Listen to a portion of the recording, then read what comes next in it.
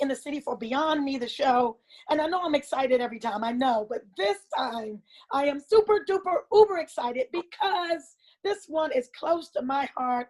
I have the founder and director of public relations for Marley's Mutts with me today, Mr. Zack Scow. How are you, sir? I am terrific. Thank you for having us on. It is very wonderful to see your smiling face on this beautiful Saturday. Let's get into it. Let's get into it. So you have, where's that, Cora Rose? Cora Rose. Cora, how are you, Yeah. little lady? She is one of my daughters. She is my one of my doggy daughters. I have a human daughter who's 2, right, and then we got one on the way. But she is one of my pack. She is a 2-legged poodle. We had to amputate her legs one at a time after rescuing her from a shelter. She had severely broken legs, and we tried to save them one at a time. It was not possible, so we had to kind of do the unthinkable and amputate her legs. And everyone thought she's going to have no quality of life. She won't be happy. What are you guys doing? You're monsters. You're only doing this for social media likes. And here she is, the happiest dog in the world, thanks to doing the procedure. Yeah. I see. She looks very, very happy. Now, is that a picture of her in the background? It is. That's what I thought. Oh, I have a bunch of my dogs, and just dogs in prison is all I got on that wall, is doggy stuff and prison stuff. And prison stuff. Yeah. I follow you on Instagram. Love it. Love everything you put up. I often thought, I used to, how, you just missed your calling. I missed my calling. I should have been a vet. And I often say that if I ever get, enough money, that I would go on a sabbatical and just save dogs. Yeah. I've always said that. So I love that you are with Marley's Mutts and your rescue service. I love everything that you guys do. But you guys got nonprofit of the year. Was that this year or last year? 2019. Yeah, 2019. I don't know that anything is being awarded for 2020, right? 2020, I think we're just going to sweep under the rug and act like it didn't happen. Like it never happened. You know what I mean? I get it. I know your story, but would you briefly just tell everyone how you started, or why? I know why. Yeah. Why you started Marley's Mutts? So Marley's Mutts was a very organic development. It was not, I've always been connected to dogs. I've always had that passion for animals, specifically dogs. Rescued my first dog when I was 10. I found him out front of my grade school, and my dad ended up taking him in, and he kind of changed my life. His name was Speck. And fast forwarding, what happened was, I'd been practicing as a alcoholic and a drug addict. I mean, really very near my bottom alcoholic and drug addict for many years. I was a 24-hour day drinker. I was not doing well in any way, shape, or form. I was on the verge of suicide. I was consuming alcohol 24 hours a day, like a box of wine a day, which is like 8-9 bottles, and I was doing drugs every chance I got, just to try to fill that hole in my chest and try to be okay with me. That was the only way I could be okay with me. And then at 28 years old, in the beginning of 2008, my liver failed. I went into liver failure and didn't want to believe that either. I put that off for as long as possible. I lied about it. And finally, when I went into a hospital and they came back with my results and they said, look, you're dying. If you don't go to a hospital very soon, you're going to pass away. You need a liver transplant, period. And so I got checked into the hospital for 6 weeks and stayed there. Bakersfield Memorial got sicker and sicker, and finally got transferred to Cedars-Sinai, which is where I was born, in Beverly Hills, and got admitted to the Comprehensive Transplant Center. And they basically said, if we keep you in the hospital, we're only going to kill you, because by that time I'd become addicted to pain medicine, to Dilaudid and morphine that they were giving me in the hospital. And So they sent me home, took me off most of my medications, and that's when the real battle began, when I had to try to find the will to live and try to qualify for a liver transplant. So I had to get 6 months sober. I had to get physically well enough to handle a transplant. And I was not anywhere near there. I didn't know how to live without alcohol or drugs. I didn't know how to tolerate myself being in my own skin. I was very, very ill. I looked like the sickest sick person you've ever seen. I was 140 pounds, and I'm 180 pounds now. So you can imagine, with this huge belly, this 9 months pregnant, swollen belly. I had varicose veins in my throat and in my, I was dying, and basically what happened was I got very close to committing suicide. That's where my brain had been stuck on. And one day, one night, I had gone to bathroom in the bed, and in a really terrible moment of just self-pity, found myself staring in the mirror, just sobbing. And all I could think about was taking my own life, and looked down at my dogs, and my dogs were all in the bathroom with me, looking at me like I was the, Barack Obama mixed with Brad Pitt, just like I was the greatest thing that's ever happened. And they weren't concerned, they just knew I was in there. And the thing about it was, in that moment, I looked at myself and I didn't recognize myself. I didn't recognize the way I looked. I didn't even recognize my eyes. And that was the biggest part of that moment, was, have I disappeared? Has liver failure and alcoholism eliminated me? Am I even in here? Is my consciousness still even intact? So having my dogs there to just look up at me and value me and pour all this love into me, that they just acknowledged that I was there and that I was intact, and that, we had something to work with. And the next day was kind of the first day of the rest of my life. I started walking with my pack, with my 3 rescue dogs, and just started to get just little bits of walks, because I was very ill at the time. I still had ammonia on my brain. I could barely walk. My muscles were all atrophied from being in the hospital for so long. And but I just really relied on them. And pretty quickly what happened was, I would rehabilitate dogs, I was rehabilitating myself. It got me out of here. So I was no longer focusing on all the bullshit that was happening in between my ears, because this is a dangerous neighborhood. My brain, my consciousness can be a dangerous place to walk around in without any tools, without any weapons. And I didn't know how to cope. I didn't know how to talk to people. I didn't know how to drive sober. I didn't know how to do a whole lot of things. And working with my dogs and putting all my effort into them helped me get off my own pity party and into something proactive and powerful and positive. And really, we were just walking, and I started to get creative. I started to make adoption posters. This is pre-social media, so I'm doing posters, taking pictures, and it just really developed out of that. I was just trying to survive. I was just trying to get 6 months of sobriety. That's all it was. I was not trying to start a dog rescue. I was not trying to do anything like that. I was just trying to help, my local humane society and find a way forward for myself, and just trying to survive. And it really turned into something. People started to take notice, and people started to offer help, and people started to suggest that I should start a dog rescue. And I'm thinking I'm a huge piece of, I got no room in this world to offer anybody anything. But people kept pushing me, and they kept saying, you're doing something special, So then I started talking at high schools. I started talking about alcoholism and drug addiction. I brought my black pit bull with me everywhere I went. Marley, who's this boy right here. He's kind of the founder of the That's organization. your tattoo? Yeah, he's my co-founder, Marley. Oh, right I here. love that. What we're going to do, I want to come back really quick, take a break, Sure. and come back with your story, okay? This Sure. is Millie in the City for Beyond Me the Show.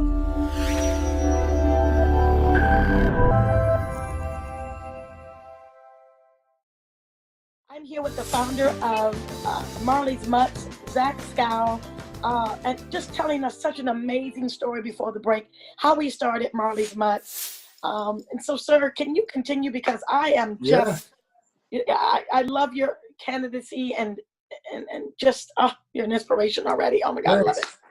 Yeah, so I mean, really what happened was, my dog started to save my life. I was going down to Cedars-Sinai every week for blood test results and for them to check on me and make sure I was alive.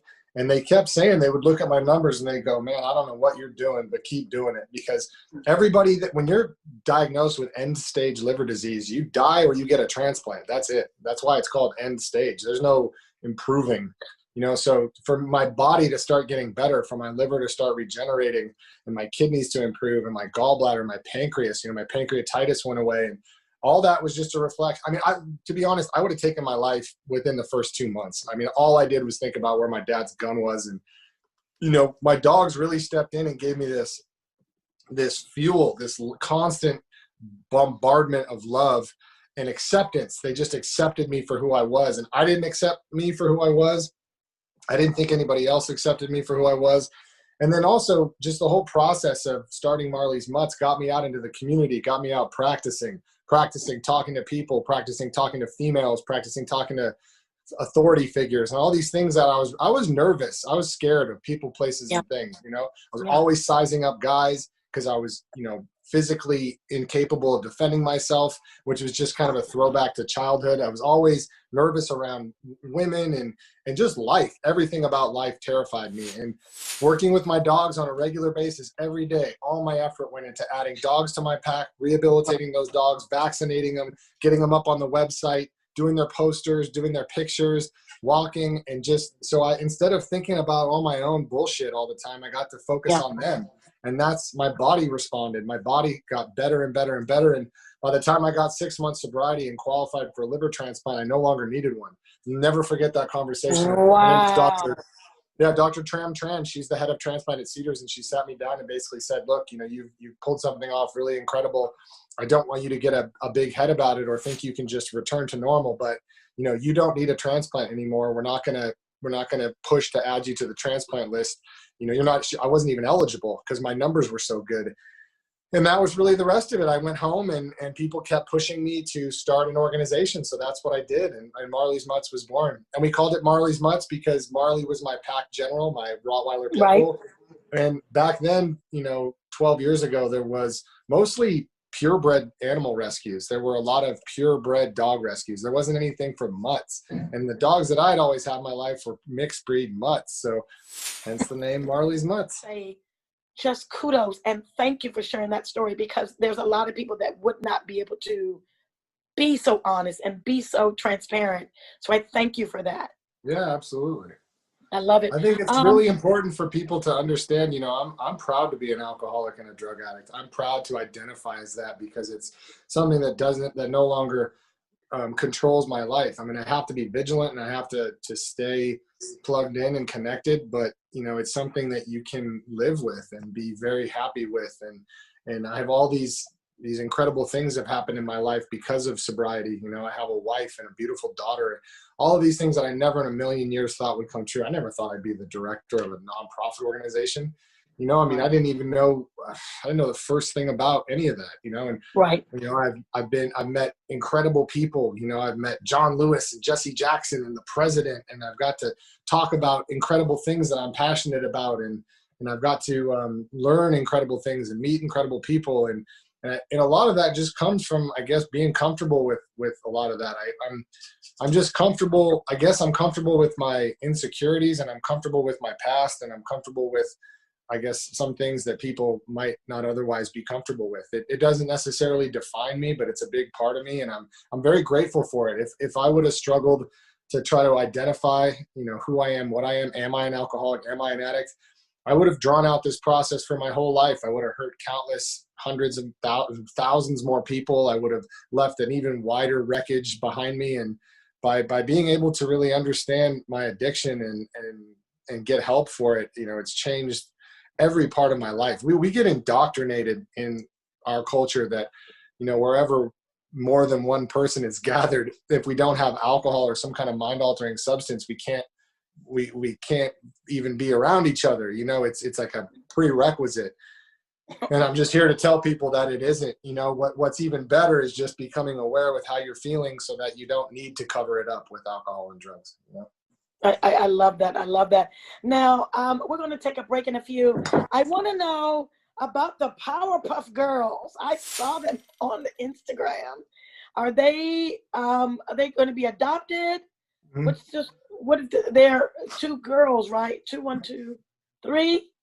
And I'm trying to think of what I saw. All the dogs are up for adoption at marleysmutts.org. So we bring in dogs from all over the world, really, but primarily we rescue here in Los Angeles County and Kern County. So we rescue hundreds and hundreds of dogs a year. They'll either go through our prison program, or they'll go through fostering, or they'll come to our ranch. They'll become rehabilitated there. They'll meet their potential families. They'll have dates. We have a bunch of different mechanisms, a bunch of different programs, but at any given time, we have more than 100 dogs, more than most shelters, and we're just a rescue. And the goal is to obviously get those dogs adopted, but the goal is also to use the medicine of the human-animal bond as it affected my life in such a positive way, and allow it to work its magic on other people in a very positive way. I love that. We're going to take a break. We're going to come back. My love of dogs, your love of dogs. This is just, I'm so happy you decided to stick with me today. Yeah, this is Millie in the City. You're on with Beyond Me. The show will be right back.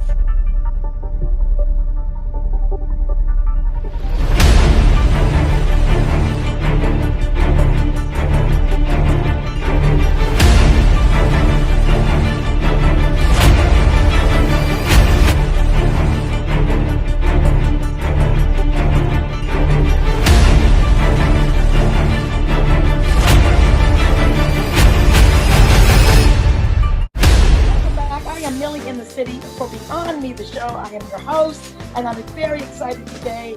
I am on with Zack. He is the founder of Marley's Mutts. It's a rescue organization, and I'm so excited because this is something close to my heart. Sir, thank you so much. Yeah, you're very, very welcome. We're going to get into some prison talk now. My true passion. Unlike pit bulls and parolees, we were talking over the break. You're different, and I'm very interested because I would have never known what you do with the prison program. Can you tell us about it? Yeah, sure. So our prison program is called Positive Change, PAW. We have a huge Instagram page too. It's at Positive Change Program, and we operate comprehensive inmate canine training programs in 7 state prisons and facilities. So what we did was 4.5 years ago, we got our pilot program together at California City Correctional Facility. We bring in, at that particular facility, 10 dogs paired up with 30 inmates, and they train for 14 weeks. So we go in there every single week, myself, a couple of trainers, sometimes a photographer, and we talk about substance abuse, we talk about dog psychology, we talk about understanding one's emotions. And our whole point of that program is to educate these guys on dog psychology, to rehabilitate the dogs, but to also do what the dogs did for me, which is rehabilitate them. To give them, prison is a very cold place. Prison is a very racially segregated place. Prison is a place that is churning out human beings who are not rehabilitated. They're entering back into our society, and no wonder recidivism is 85%. It's because they're not prepared to get employed. They're not being offered employment. Once you're a felon, it's very difficult. So the whole point of our program is to tap into the potential and to create a space for emotional honesty and development inside the prison system. So we want to get guys hired in the pet industry when they get out of prison. It's a $70 billion a year industry. I mean, how many people do we have in prison? How many young people of color in general do we have focusing on the music industry, right? Music industry in total is 35 billion. That's everything. Yeah. The pet industry is 70 billion. It's double. It's recession proof. It's built on second chances. So we've had a lot of our trainers, and these are men of color. These are guys from Compton. These are guys from Chula Vista. These are guys from, South Los Angeles. These are guys from Oakland, Sacramento, and they're finding opportunities. And these are violent offenders. These are guys who've usually served longer prison sentences and might have a more difficult time entering society. And many of them have been able to find jobs. We've created this wonderful fellowship of our Positive Change program, and it keeps just growing. We basically doubled last year. We're at North Kern State Prison. We have 2 programs, Wasco State Prison, Cal City, Tehachapi, Norco, and then we have the only girls juvenile program in America where rescue dogs live with juvenile girl offenders at juvenile justice. So it's a magical thing. It's absolutely the reason why I feel like I'm on this earth, is to tap into the potential and to help the most disenfranchised of disenfranchised, and that's our brothers and sisters that are incarcerated. We have 2.5 million incarcerated people in the United States of America. We euthanize 2.5 million shelter pets every year. And this population, I'm telling you, some of the best, brightest, most creative, most loving, most empathetic human beings live in the prison system. And they're being indoctrinated into a racially segregated system that when they get out in the real world, they've been living inside, where blacks, whites, Southerners, Northerners, others, they don't interact. Everything's rigidly segregated. And within our program, everyone comes together. Everything is mixed race. Everything is outside of your comfort zone. Everything is talking about. I try to lead the way and talk about what I just talked about with you, which is my sobriety, my development, my fears, all that kind of stuff. And then the guys do the same. They have to give speeches. They have to do homework every week. They're working to certify these dogs for the Canine Good Citizen certification. So the dogs will graduate and leave prison, basically therapy dogs. And then our guys will have a training certification that they can re-enroll. I mean, some of our guys have been in our program for almost 4 years. They've been in for a very long time. So that when they get out of prison, they are ready to go. I mean, they're ready to be employed immediately. And it's spectacular. I mean, I can't tell you, the next Oprah, the next Barack Obama, the next Steve Jobs, the next Bill Gates could be in prison right now, just not being believed in. And what our program does is believe in these men and women and give them a chance. They're not inmates to us. They're students. They're not criminals. They're dog rescuers and dog trainers. And if you treat people like animals for a decade, they're certainly going to exit prison an animal. But if you treat them with love, if you treat them with respect, and you try to create a common lived experience where we can really connect and understand through our commonalities, not our differences. I mean, it's nothing blows my hair back like it more. I mean, when I go into prison and get to work with our guys, I mean, it truly makes my whole consciousness feel high. I feel like we get to operate on a next level frequency, because it's just so powerful. You're getting to give hope and belief to people that haven't had that in maybe their whole life, and it's just very, very powerful. This is one of the paintings from our guys at Corcoran State Prison. Corcoran's one of the most dangerous prisons in California, and this is one that the guys drew for me when we graduated the second round. Really, really cool. My buddy John gave me that. This is Jamal Henderson, one of my pals, and this is him at California City Correctional, and now he's out and is an incredibly talented and successful dog trainer. He's even working to hire people. So you got people of color being able to enter into the workforce, and really a genre of employment that people of color, certainly men of color, haven't penetrated yet. So I'm really excited about it. There's this big opportunity for formerly incarcerated to find their American dream within the pet industry. So I love it. We are going to take a quick break. This is Millie in the City for Beyond Me, the show. We'll be right back.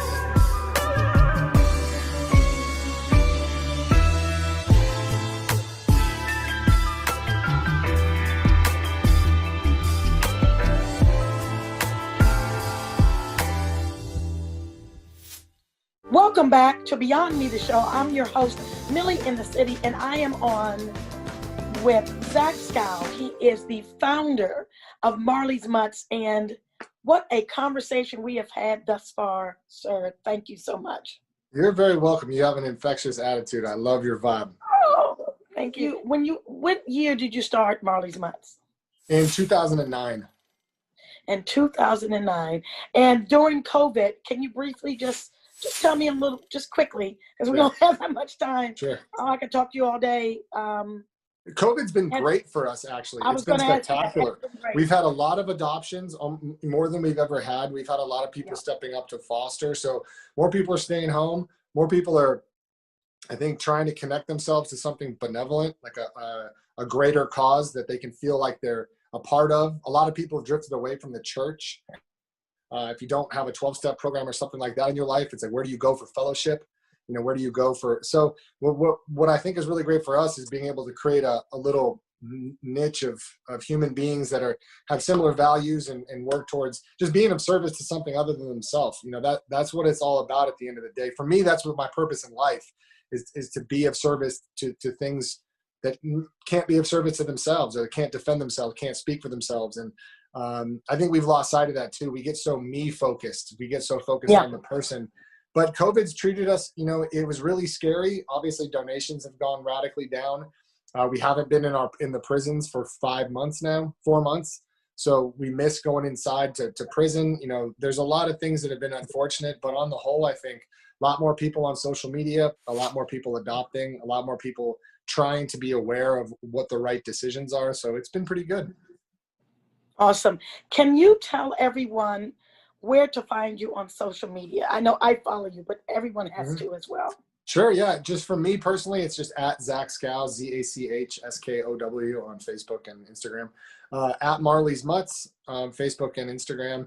At Positive Change, PAWSITIVE on Instagram and Facebook. And we don't really do Twitter, although we should. And we have marleysmutts.org is our website. So if you want to go to any information about the organization, marleysmutts.org.